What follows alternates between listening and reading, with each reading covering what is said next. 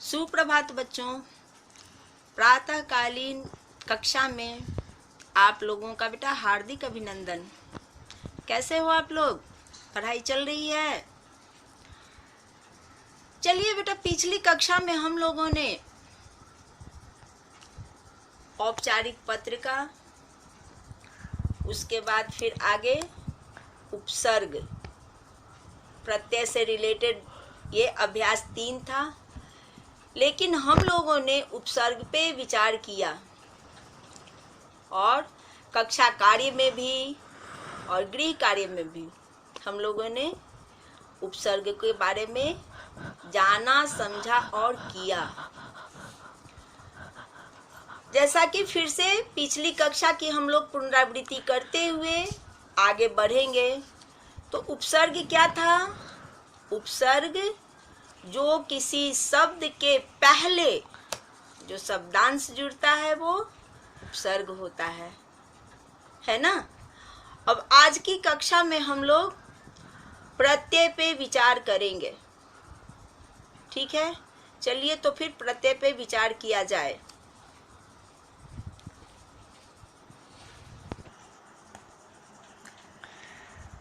अब आज हम लोग फिर प्रत्यय पे विचार करेंगे, ठीक है ना। पिछली कक्षा में हम लोगों ने 5 तक का किया था, जिसमें कि विभिन्न तरह से। अच्छा, एक चीज आप लोगों को मैं बता दे रही हूँ कि ये जो उपसर्ग से संबंधित जो भी प्रश्न आता है तो हम लोगों ने क्या देखा, या तो ये शब्द दिया रहता है और तब उसमें से मूल शब्द और उपसर्ग अलग करना होता है, ठीक है। दूसरी तरह से कि अगर वो मूल शब्द दिया रहा उसमें उपसर्ग लगाना रहा, है ना, उपसर्ग जोड़ करके और तब नया शब्द बनाना, ठीक है। अब इसी तरह से बेटा हम लोग प्रत्यय में भी यही चीज होता है। अंतर क्या होता है, जिसको आगे करते हुए और तब फिर हम लोग समझते भी जाएंगे। ये 6 में वाक्य देखिए, नीचे दिए गए वाक्यों को ध्यान से पढ़िए। यह हमारी सामाजिक उपलब्धि है कि हम एक दूसरे का नाम लेकर भला बुरा नहीं कहते। इसमें भी ये चीज अंडरलाइन ये डार्क से लिखा गया है ना। और उन शब्दों को, वो जो शब्द है उनमें से प्रत्यय को अलग करना पड़ेगा। हम पहले ही बता दे रहे हैं, इसमें सिर्फ वाक्यों को ध्यान से पढ़ने के लिए, लेकिन वही चीज है कि इसमें भी वो शब्द जो दिया गया है वो डार्क से है, उन शब्दों पे हम लोग विचार करेंगे, है ना। तो इसमें आया सामाजिक ख, इसीलिए कहावत है कि समझदार को इशारा काफी है। शब्द इसमें है समझदार। गौ में हम जानबूझकर मूर्खता का अभिनय करते थे। कौन वाला शब्द बोलो बच्चों? कौन सा शब्द था? मूर्खता। घ में हमारे पड़ोसी की पत्नी हमेशा बीमार रहती थी। कौन सा शब्द है? पड़ोसी। अब आइए इसी के तहत यहाँ ये जैसा कि बताया ना, सामाजिक, समझदार, मूर्खता, पड़ोसी। अब इन शब्दों में से शब्दांश को अलग करना है। उपसर्ग में शब्दांश पहले और इसमें शब्दांश अंत में, ठीक है ना। तो समाज प्लस इक सामाजिक, समझ प्लस दार समझदार, मूर्ख प्लस ता मूर्खता, पड़ोस प्लस ई बड़ी ई, है ना, बड़ी ई अर्थात दीर्घई, है ना। तो ये हो गया आपका पड़ोसी। समझ में आया? अच्छा, एक चीज आप लोगों को मैं नोट करने योग्य बात बता रही हूं कि जहां पे हर्षई, जिसको कि आप लोग छोटी छोटी कहते हैं, वो छोटी ई हर्षई, बड़ी ई दीर्घई। तो जहां पे ये हर्षई होगा वहां मात्रा हर्षई, और जहां ये दीर्घई, वो मात्रा जाएगा दीर्घई। समझ में आ गया बच्चों? चलिए, अब ये ऊपर दिए गए शब्दों के अंत में एक शब्दांश जोड़ा गया है, जिसके जुड़ने से शब्द के अर्थ में एक विशेष परिवर्तन आ गया है। इन शब्दांशों को प्रत्यय कहा जाता है। बात समझ में आई? शब्द को नहीं, किसको? शब्दांश को। इस तरह से परिभाषा क्या हुआ? वे शब्दांश जो शब्द के अंत में लगकर उनके अर्थ में परिवर्तन या विशेषता लाते हैं, उन्हें प्रत्यय कहते हैं। समझ में आ गया? इस तरह से आप लोगों को उन्हें उपसर्ग या क्या है और प्रत्यय क्या है परिभाषा जाने। और एक चीज और कह दे रहे हैं कि अगर इस चीज को अगर पूछा जाता है कि उपसर्ग और प्रत्यय में क्या अंतर है, बात वही हो गई, पूछने का तरीका अलग। उपसर्ग की परिभाषा, प्रत्यय की परिभाषा, यही दोनों का अंतर भी होता है। अब चलिए आगे हम लोग ये अभ्यास कार्य पे आते हैं। अब यहाँ ये देखिए कि ये बॉक्स में कुछ शब्दांश दिए गए हैं, है ना? शब्दांश अर्थात ये प्रत्यय। अब इसमें से हमें उचित प्रत्यय चुनकर और तब फिर यहाँ ये नया शब्द बनाना है। स्वर्ग प्लस ईय, स्वर्गीय, बड़ी ई जाएगा, ठीक है? उदार प्लस ता, उदारता। बूढ़ा प्लस आपा, बुढ़ापा। मूर्ख प्लस ता, मूर्खता। प्रारंभ प्लस इक। समझ में आ गया? तब ये यहाँ पे जाएगा प्रारंभिक, भ में छोटी ई। इन सब चीजों पे ध्यान दीजिएगा, यही चीज हम बता रहे हैं, ठीक है ना? गरीब प्लस दीर्घई, गरीबी। परिवार प्लस इक, क्या होगा? पारिवारिक। स्त्री प्लस त्व, स्त्रीत्व। बच्चा प्लस पन, बचपन। बच्चापन लिखने की गलती कभी मत कीजिएगा। बच्चा प्लस पन, ये लगा शब्दांश और तब होता है बचपन। स्वभाव प्लस इक, स्वाभाविक। समझ में आ गया? स्वभाव प्लस इक, ये कौन सा लगेगा? ये जो हर्षई, छोटी ई और क जो है स्वाभाविक। समझ गया? इस तरह से इसको आप लोग कंप्लीट कर लीजिएगा। चलिए अब हम विचार कर रहे हैं आगे ये उचित प्रत्यय जोड़कर। समझ में आ गया? ये मूल शब्द दिया गया है और इसमें उचित प्रत्यय लगा करके तब हमें ये नया शब्द बनाना है। चिल्ला प्लस आहट, चिल्लाहट। चर प्लस आई, चढ़ाई। दया प्लस आलू, दयालु। उड़ प्लस ना, उड़ना। सज प्लस आवट, सजावट। 9, इसमें क्या है? प्रत्यय दिया हुआ है और मूल शब्द इसमें जोड़ना है और तब ये हमें नया शब्द बनाना है। इक, इस तरह से जीव प्लस इक, जैविक। और भी होगा समाज प्लस इक, सामाजिक, जो भी है। उसके बाद बिक प्लस आऊ, बिकाऊ, है ना? सुख प्लस ई, बड़ी ई, सुखी। चिल्ला प्लस आहट, चिल्लाहट। चमक प्लस इला, चमकीला। नाग प्लस इन, नागिन। उसके बाद पर प्लस आई, पढ़ाई। चित्र प्लस कार, चित्रकार। समझ में आ गया ना? इसके अलावे भी आप लोगों के दिमाग में अगर कोई मूल शब्द नया इससे अलग लगता है, आप जोड़ करके इसको बनाइएगा, ठीक है? अब आ जाइए 10वां पे।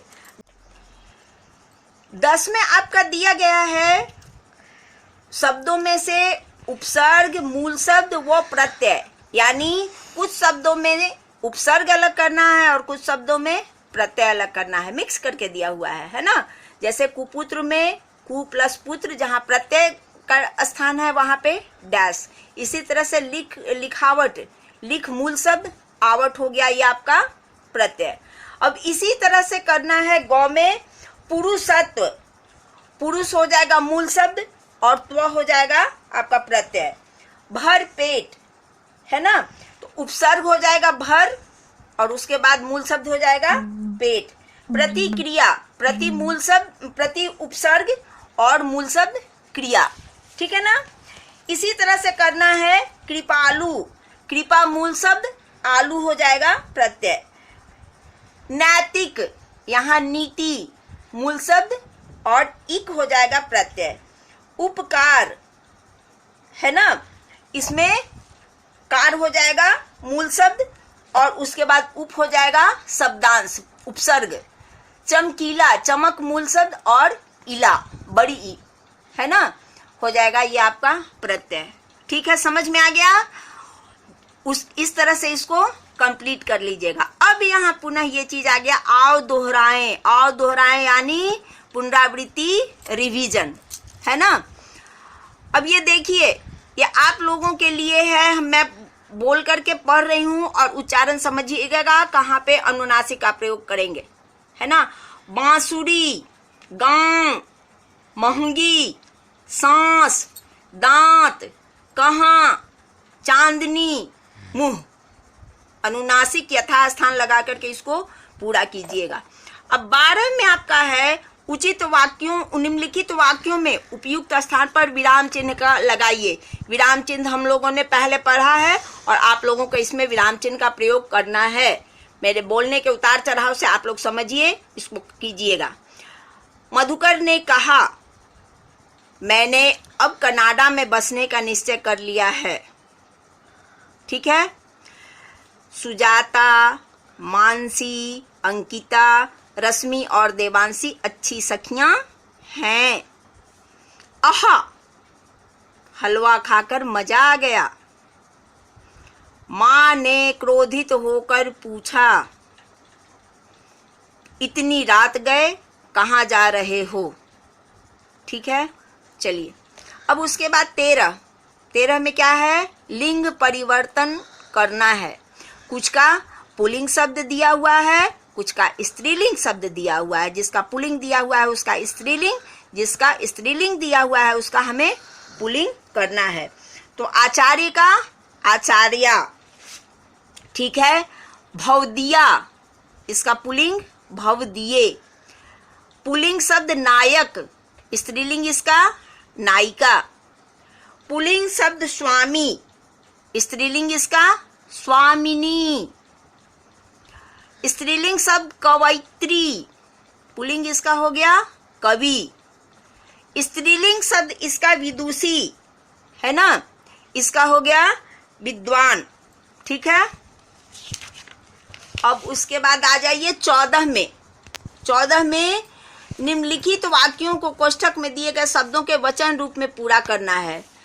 ध्रुव बाजार से 1 किलो, संतरा का बहुवचन संतरे। ठीक है। उसके बाद दूसरा ख, वह का बहुवचन वे। गौ में सभी बच्चों ने सुंदर, कविता का बहुवचन कविताएं। घ में माली ने मैदान की, झाड़ी का बहुवचन झाड़ियां। अंग में देखते देखते 6, महीना का बहुवचन महीने बीत गए। ठीक है। अब 15 में क्या करना है, दोहराना है, पुनरावृत्ति क्या करना है। निम्नलिखित वाक्यों में से मोटे काले सर्वनाम शब्दों के भेद लिखिए। ये पहले हम लोग चर्चा कर चुके हैं कि सर्वनाम के भेदों का, सर्वनाम के भेद होते हैं 6, पुरुषवाचक, निजवाचक, निश्चयवाचक, अनिश्चयवाचक, संबंधवाचक और प्रश्नवाचक। ये आप लोगों को मैं गृह कार्य के लिए दूंगी और चूंकि ये अधूरा रिकॉल करके लिखना है, आप इसमें इसका कौन सा सर्वनाम का भेद होगा ये आप बताइएगा। बाहर कोई आया है, कोई क्या सर्वनाम होगा। गिलास किसने तोड़ा, किसने कौन सा सर्वनाम है। ग, वह तुम्हें स्वयं सब बात बता देगा, स्वयं कौन सा सर्वनाम का भेद है। घ में अरे आप आ गए। आप कौन सा भेद है? अंग। जो अपना कार्य पूरा कर लेगा वही खेलने जाएगा। समझ में आ गया? जो कार्य वही, ये सर्वनाम का कौन सा भेद है? ठीक है, चलिए 16 ये आपका है, कौन सी विधा है ये? संवाद लेखन। आओ लिखें। क्या टॉपिक है बेटा? कि आपका मित्र आपके पड़ोस में रहता है, आप देखते हैं कि वह अपने घर का कूड़ा करकट आपके घर के किनारे फेंक रहा है।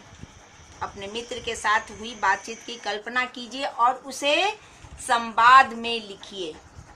समझ में आ गया? तो आइए हम लोग पहले संवाद पे कुछ विचार कर लें कि ये संवाद होता क्या है और इसके लिए हमें किन किन बातों का ध्यान रखना होगा। ठीक है, तो ये संवाद क्या है? दो या दो से अधिक व्यक्तियों के मध्य की बातचीत को संवाद कहते हैं। यानी दो के बीच में जो बातचीत होती है वही होता है संवाद। ठीक है ना? आप लोग भी करते हो ना? चलिए, तो संवाद वार्तालाप या संभाषण भी इसे कहा जाता है ना? तो संवादों की भाषा सरल और स्वाभाविक होना चाहिए। स्वाभाविक यानी वो लगे कि जो बातचीत हो रहा है वो स्वाभाविक अर्थात नेचुरल। समझ रहे हैं ना? दिखावापन नहीं, स्वाभाविक बातचीत। ठीक है, सरस और रोचक संवाद अच्छा लगता है ना? यानी वो इसकी आकर्षकता को बढ़ा सकता है। एकांकी और नाटक की विधाओं में परस्पर पात्र को देखते होंगे संवाद करते हुए, है ना? चलिए, और उसके बाद ये वाक्य जो होता है वो छोटा छोटा होना चाहिए। ठीक है, तो इन सारी बातों को हम लोग संवाद लिखते समय उसे इन बातों पे हमें ध्यान देना अति आवश्यक होता है। तो ये टॉपिक जो हमने बताया कि किसके बारे में है, ये जैसा कि आप लोगों ने देखा है अच्छे पड़ोसी के गुण में हम लोगों ने जो ये लिखने के लिए दिया गया है संवाद, उसका भली भांति अवलोकन हम लोगों ने किया है ना? अब यहाँ जो है सो क्या करना है? कल्पना करना है ना? आपका मित्र आपके पड़ोस में रहता है, आप देखते हैं, यानी आपका मित्र जो है वो अपने घर का कूड़ा आपके घर के किनारे फेंक रहा है। ठीक है, तो इसके लिए यानी दोस्त को जब कहना है तो मर्यादित ढंग से कहना होगा। वैसे तो किसी के साथ भी बात जो है वो मर्यादित ढंग में ही करना चाहिए। तो आप लोग जैसा कि बोले कि मर्यादित ढंग से बात करना, किसी भी गलत चीज को भी अगर बोलने का तरीका सही होता है तो वो उतना बुरा नहीं लगता है, लेकिन अच्छी बातों को भी अगर हम मर्यादित ढंग से नहीं बोलते हैं तो वो सुनने वाले को बुरा लगता है। ठीक है, इन चीजों पर विचार करते हुए अब आप अपने कल्पना कीजिए, अपने कल्पना के आधार पर आप अपने दोस्त के साथ हुई बातचीत को संवाद के रूप में आपको लिखना है। ठीक है, अब आप लोग गृह कार्य के रूप में बेटा आप लोग ये प्रत्यय का 7वां, ठीक है, पेज नंबर 21 इसका 7वां, और उसके बाद कॉपी में, मतलब कॉपी में करने के लिए आप लोगों को मैं कह रही हूँ 7th का, फिर उसके बाद ये 10 का। समझ में आया? उसके बाद ये 13, ठीक है, और ये 15। समझ में आ गया? ये 3 आपका, 2 आपका हो गया प्रत्यय का, ये एक रिवीजन का, और ये भी आपके रिवीजन का। इन चारों को आप लोग कॉपी में कीजिएगा। बाकी यहाँ तक आप लोग संवाद और जो भी है ये संवाद आप लोग इसको बुक में 24-25 में लिखना है, लिख लीजिएगा। एक बात बेटा आप लोगों को मैं स्पष्ट कर देना चाह रही हूँ कि अब तक आप लोगों ने इस तरह से हम लोगों का ज्ञान सागर का 1 से 3 तक का खत्म हुआ, और अभ्यास में भी हम लोगों ने 1 से 3 तक का आज समाप्त कर लिया। अब आप लोग कुछ बच्चे जो हैं सो किसी का रफ में पुनः मैं कह रही हूँ, तो 1 से 3 तक का जो भी है आप लोग फेयर कॉपी में आप लोगों का प्रश्नोत्तर जो मैंने करवाया है हो जाना चाहिए। और अभ्यास कार्य का आप लोगों का पूरा अभ्यास 1, 2, 3 जो मैंने करवाया है वो आपका पूरा हो जाना चाहिए। इस तरह से चलिए बेटा, अब अगली कक्षा में आगे का हम लोग करेंगे। इस तरह से इतना करने के बाद अगली कक्षा में चलिए। धन्यवाद बच्चों।